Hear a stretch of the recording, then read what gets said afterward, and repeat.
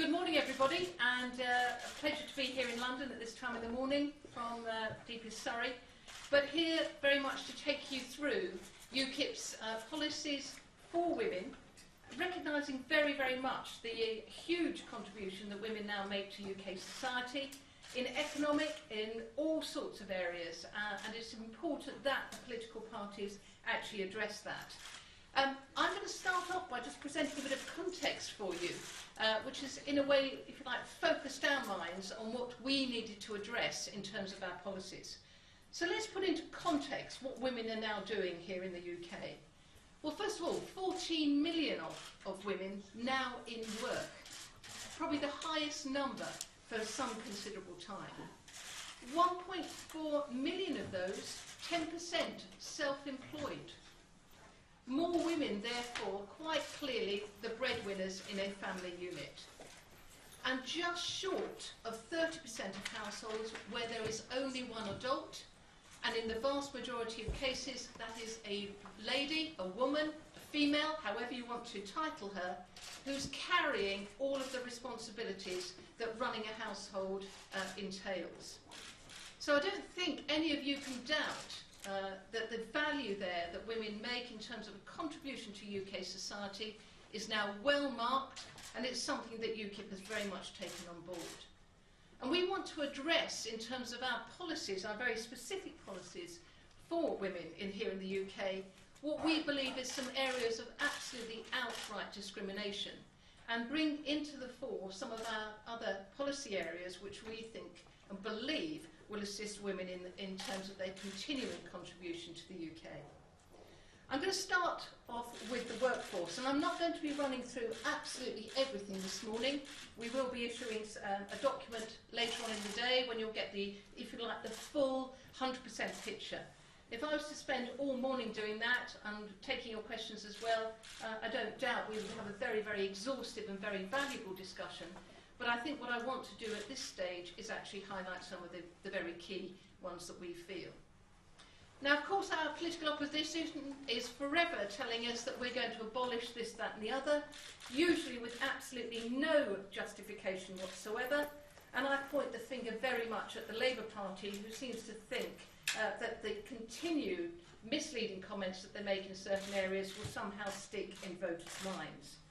So may I start by first of all saying that we will give full support, absolutely full support, unconditional support, for current maternity and paternity rights as well as adoption leave.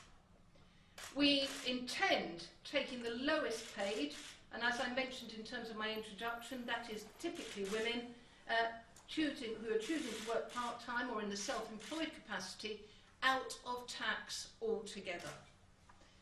Our points-based immigration system, which my colleague Stephen Wolfe MEP has talked about, we will utilise aspects of that to end excessive competition for minimum wage jobs, again mostly benefiting women. And according to the Office of National Statistics, we're looking at 59% of women that will see a benefit there. Childcare. Now, I don't happen to have a family, probably one of my biggest regrets in life. But I have an enormous amount of sympathy for couples, for single women, or for individuals who are trying to bring up children in terms of the excessive now increases we've seen in terms of childcare costs. 33% increase in 5 years.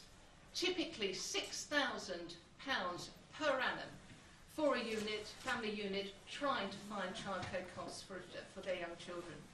And this is now nearing figures of around £120 per week on average.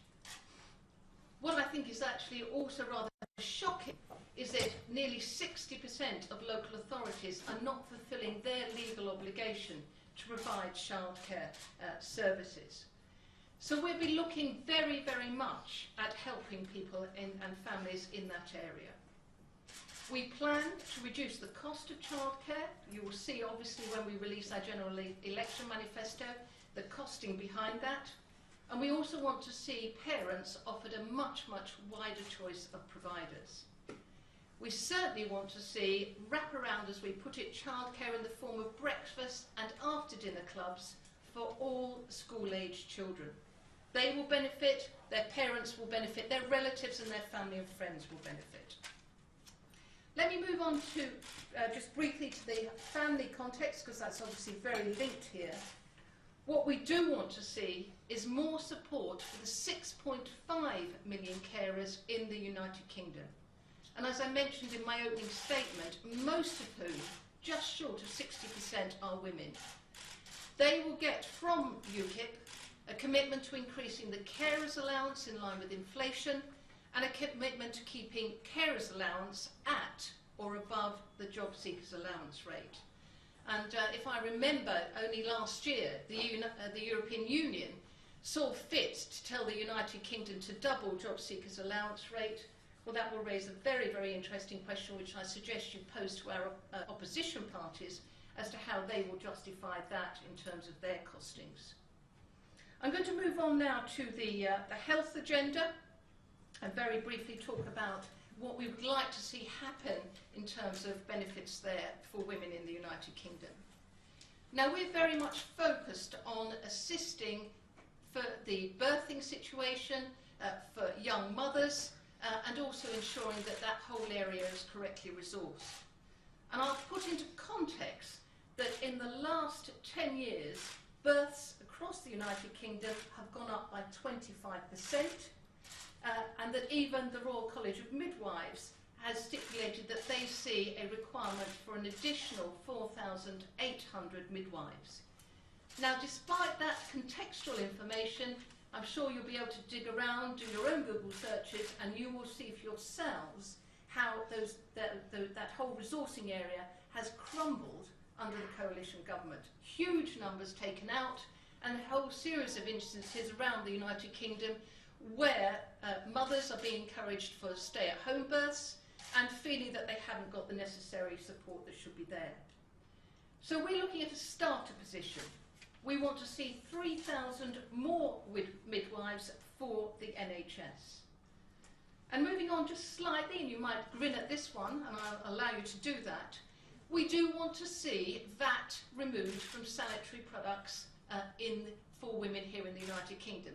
Now, that's something that I feel very strongly about. I happen to be an MEP, and I still cannot believe that the European Union sees it appropriate to penalise women in that instance. And for the European Union to think and consider and voice that they see sanitary ware as non-essential luxury items, I think really is open to question. But going back to a very serious point, because I did obviously digress for a moment, ensuring all pregnant women and mothers of all children under the age of 12 months have direct access to specialist mental health treatment. What we recognise is the degree and incidence of postnatal depression amongst new mothers, and also the impact that that can have on their newborns. So we really want to see a focus in that area. I'm going to talk very, very quickly about domestic abuse, and I'm now obviously adopting my Justice and Home Affairs remit just for a moment. The issue that I think we will be indicating, signalling in our general election manifesto is the impact of domestic abuse across the United Kingdom. When something like that affects 1 in 4 women, and it accounts for 16% of all violent crime, that gives you some idea of the importance that we feel should be attached to that area. And you will see in due course what we want to introduce to address those aspects. All of our policies, though, will tackle what we see as child poverty and the real problems that we've got in that area. And no amount of posturing from either the coalition partners nor Labour have in any way addressed the child poverty matter in the United Kingdom. There are, of course, one final area that I do want to touch on, and it's in recognition of the multicultural society that we live in. And that is the whole area of FGM. On record, the estimate is in the region of 66,000 cases of FGM already in the United Kingdom. And the view is that because it's accepted cultural practice for some of our ethnic compatriots, that if not addressed is likely to increase and certainly continue. We want to see more effort into addressing that area, addressing it from the point of view of stopping it ultimately. Now that's a very, very high goal and a very high radar level, if you like, to set. But that would be our starter in terms of position and where we would want to move to. And I don't doubt that Suzanne will take questions on that for you. This morning I briefly stepped in to support Suzanne. I've taken you through some of our key areas. I hope I've highlighted the commitment that UKIP has to women across the United Kingdom, living here in the United Kingdom, and their contribution that they make to United Kingdom society. That cuts across a whole series of areas: wage earning, childcare and family support. And we believe, UKIP believes, we've got the policies that over the next 5 years, post May the 7th, will do and deliver for women the best possible deal. Thank you very much.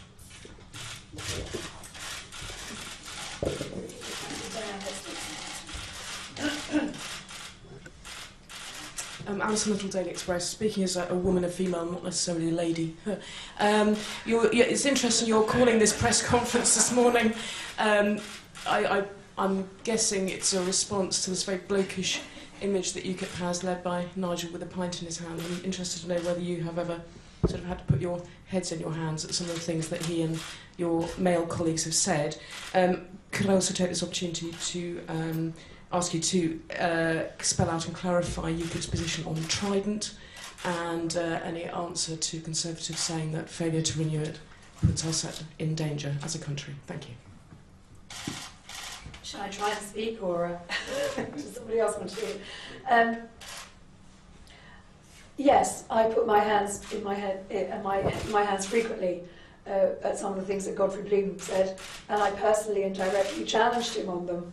And I'm very glad he has been thrown out of the party. He clearly wasn't doing our image for women any good. He wasn't the kind of person that we wanted in UKIP, and he's gone.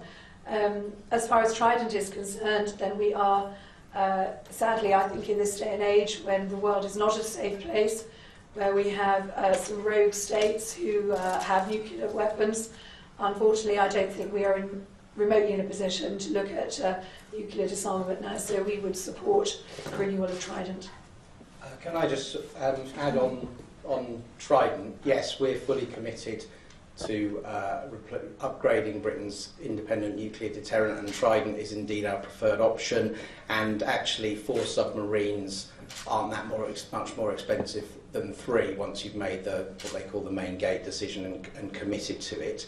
But we think it's a bit odd that Michael Fallon should be trying to link the defence of the realm to the way in which Ed Miliband became Labour Party leader. And that personal attack, to me, speaks of a Defence Secretary who's trying to distract from the fact that the Conservatives are not pledging to fully resource our armed forces. They're not meeting the NATO 2% commitment. So yeah, of course, we would commit totally to upgrading Trident. We can afford to do so. Over the course of the next Parliament, we're committed to spending at least £16 billion extra than the Conservatives, based on an assumption that while they're not going to meet 2% of GDP, they wouldn't go below 1.9, where we are this year. But I'd advise Michael Fallon, lay off the personal insults. It's totally meaningless. There is no linkage between the way Ed Miliband became Labour leader and defence of the realm, and probably spend more of your time trying to persuade your cabinet colleagues and indeed the Prime Minister to properly resource Britain's defences. Patrick, may I just have can I take your question, please, as well, from the, shall we say, the perspective you made of Nigel and women? I'd like to put on record for everybody here Cameron's cuties, Blair babes, just to give you 2, and the infamous situation in the House of Commons, calm down dear, with David Cameron doing this. That did more, in my opinion, and in the discussions I've had with women across the United Kingdom, to denigrate. They felt quite insulted, and I certainly felt insulted by that. Nigel has made comments. I would dare to contradict the position that they are always as inflammatory as the media would like to pose. But what I would say is, in terms of the position that UKIP takes on women and representation that we have in the party, just look at the contingent of women MEPs in the European Parliament. It's far higher than any of our political colleagues.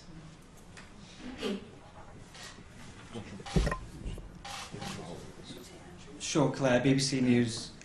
You talked about your commitment to maternity pay and maternity leave. Do you have a view on heavily pregnant women seeking positions in the Cabinet, i.e. Rachel Reeves? And just very quickly, your leader Nigel has said in the past that women are worth less than men in financial services. Is that still party policy? What's your view on that? Nigel never said that. He never said women are worth less than men. He was talking about a specific time in a specific sector of the city, financial services. And he's consistently said he didn't say that. As far as heavily pregnant women working is concerned, I think I worked until the week I gave birth to my daughter, and I went back to work 2 weeks later. I didn't see a problem with it. Thanks. A year ago you were 20% in the polls. 3 months ago you were 16%. You're now down to under 15. In one poll you were 10. Your campaign's regarded generally as a shambles. It symbolically fell apart just before this press conference began. Isn't the truth that as people realise this is an election between Mr Miliband and Mr Cameron, you are fast becoming an irrelevance? Perhaps we got you up a bit early today, Andrew, and interrupted your breakfast. I've already been to 2 meetings and 3 breakfasts. Get on with the question. I noticed, by the way, that this is called the Godfrey Mitchell Theatre, so I pledge not to whap you over the head with a document while calling you a pleb. But you'd like to try, Nick. I think we're on daily politics together later. I don't think we were ever on a poll of polls 20%. I don't know where you've got that figure You got from. 24 in the European elections. Oh yeah, that was in an actual election with a 35% turnout. We always said that's our home territory.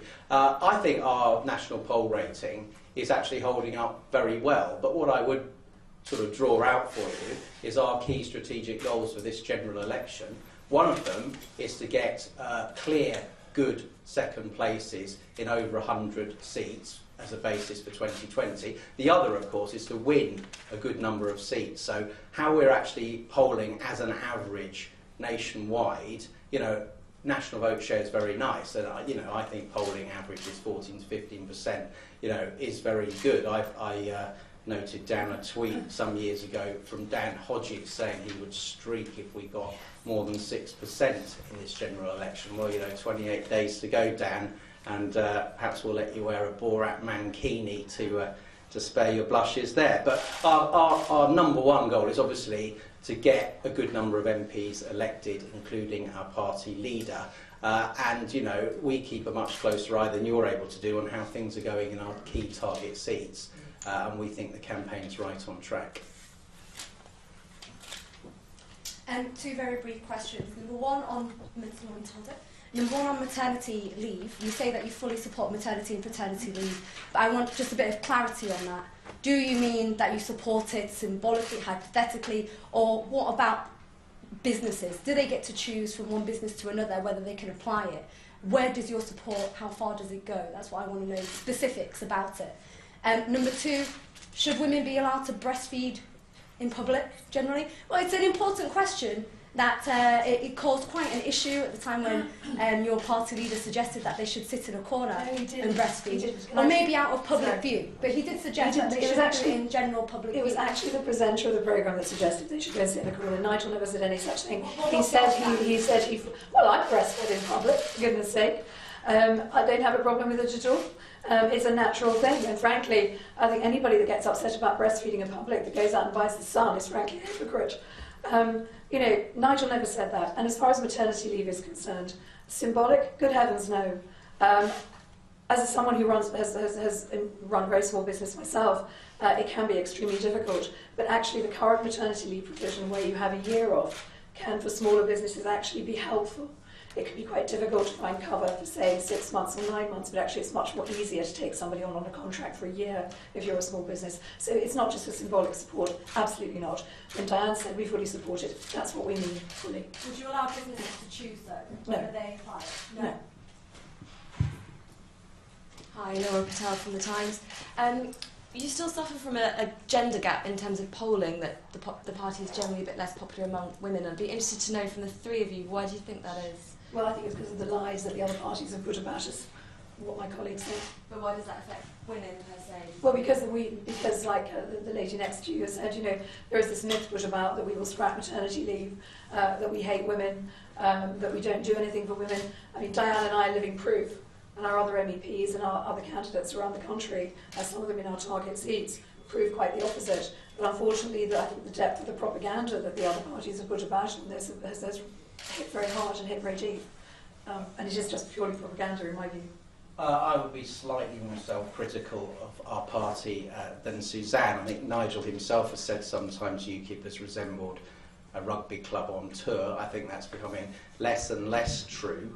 And indeed, the two absolute top-ranked female politicians sitting alongside me today are two of the main reasons for that. But we need to work harder, and there still are occasions where people in the party, men in the party who should know better, have occasionally resorted to boorishness or chauvinism. And when that happens, I make sure I express my own displeasure. I think we're getting, we're a very fast-growing party. We're increasing our attraction. It clearly is daft for us to see a political context where we're not maximising our support in every potential group. And, as set out today, there is no reason why we should be lagging with women voters. We still are. We've got to work harder on addressing those issues, and we are doing. Rowena Mason from The Guardian. You're launching your policies today for half of the population. Why isn't Nigel doing it? And secondly, did you put your head in your hands when Nigel agreed with Godfrey Bloom talking about employers being mad to hire young, free and single women? Godfrey Bloom is history. You keep on reciting something that happened nearly 2 years ago. Can I suggest we put that to bed?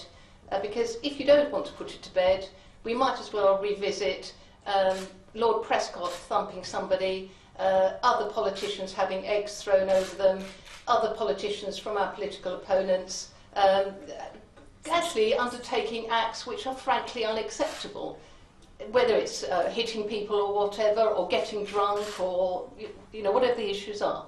So I would be very grateful, personally very grateful, if you would respect the fact that that person is no longer with the party. He does not represent UKIP individuals whatsoever, and that's, I'm not prepared to take any more questions on that one. Can you just remind me what the second part of your question was, please? Where's Nigel? The first question is why isn't Nigel launching your policies for women? Well, he's a bit like David Cameron. There's not 650 David Camerons, there's not 650 Nick Cleggs. He, just like the other political leaders, is around the country with our various prospective parliamentary campaigners and individuals who are standing to become MPs, supporting them in terms of their launch platforms. And so, as far as I'm concerned, he's doing exactly what the other political leaders are doing and what voters expect him to be doing. They want to meet him, they want to discuss with him directly, and he is putting himself in areas where exactly that interaction can happen. Thank you very much. Thank you for coming along. Thank you. I'll see you later. See you later.